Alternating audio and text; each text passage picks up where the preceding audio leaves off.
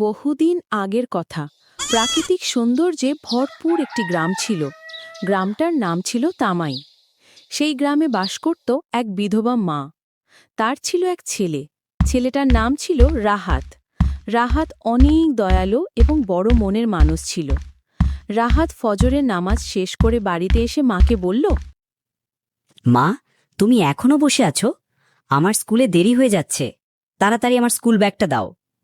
তুমি চিন্তা করো না বাবা, আমি তোমার স্কুল ব্যাগ আগে থেকেই রেডি করে রেখেছি। তুমি ঘরে এসো।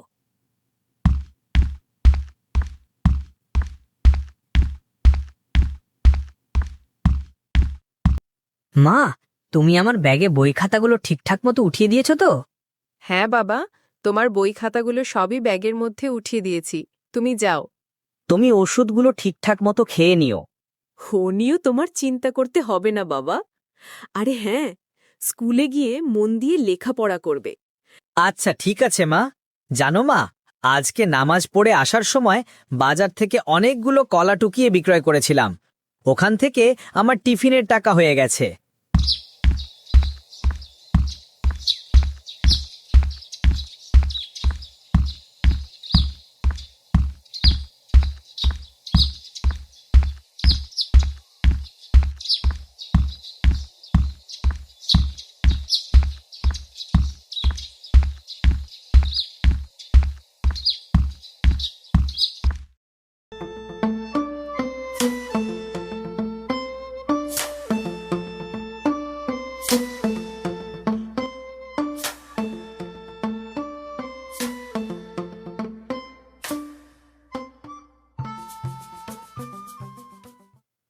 আজকেও ছেঁড়া ব্যাগ নিয়ে এসেছিস?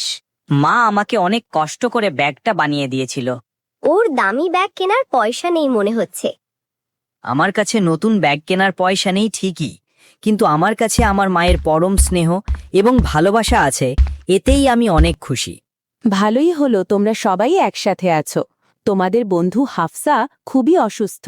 ওর চিকিৎসার জন্য সবাই কিছু কিছু টাকা দিয়ে সাহায্য করো। এই নিন ম্যাডাম, আমার কাছে টিফিনের 1 টাকাই ছিল। রাফসান ও রাইসা, তোমরাও কিছু টাকা দিয়ে হাফসাকে সাহায্য করো।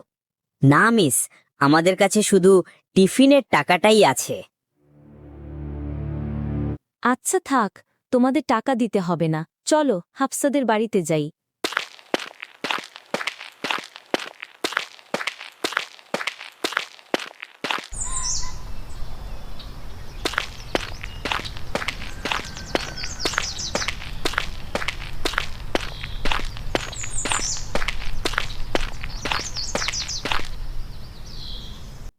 হে আল্লাহ, তুমি হাফসাকে তাড়াতাড়ি সুস্থ করে দাও এবং রাহাদের সাথে থেকে যেন রাফসান এবং রাইসাও পরোপকারিতা শেখে, সে তৌফিক দান করো। আমার জন্য দুঃখ করবেন না ম্যাডাম, আপনারা এসেছেন এতেই আমি অর্ধেক সুস্থ হয়ে গেছি। আপনারা সবাই মিলে দোয়া করবেন যেন আমি তাড়াতাড়ি সুস্থ হয়ে পুনরায় স্কুলে যেতে পারি। এই নাও, রাহাত এটা তোমাকে দিয়েছে, ঔষধ কিনে খেও এবং জলদি সুস্থ হয়ে ওঠো। হাফসা, সত্যিই আমরা তোমাকে অনেক মিস করছি। আমরা চাই তুমি তাড়াতাড়ি সুস্থ হয়ে স্কুলে আসো। হাফসা, তাহলে আমরা এখন যাই। তুমি ভালোভাবে নিজের খেয়াল রেখো।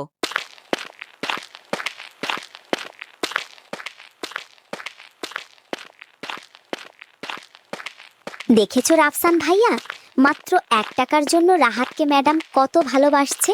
তাই তো দেখলাম রাইসা। আজ থেকে আমরাও মানুষকে যথাসম্ভব সাহায্য করার চেষ্টা করব, কারণ মানুষকে ভালোবাসলেই মানুষের ভালোবাসা পাওয়া যায়।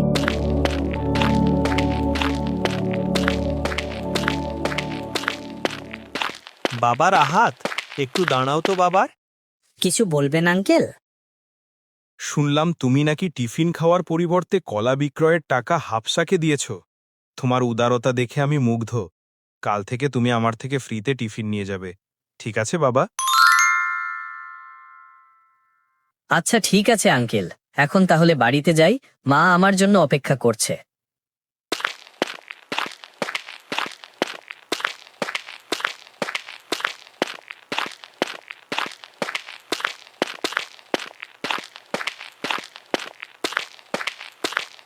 মা, হাফসাকে 1 টাকা দেয়াতে ম্যাডাম আমার জন্য অনেক দোয়া করেছে এবং দোকানদার আঙ্কেলও আমাকে ফ্রিতে টিফিন খাওয়াতে চেয়েছেন।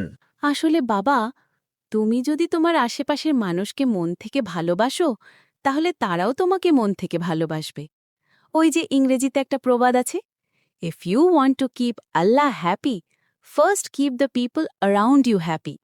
তুমি যদি আল্লাহকে খুশি রাখতে চাও তাহলে প্রথমে তোমার আশেপাশের প্রতিবেশীদের খুশি রাখো।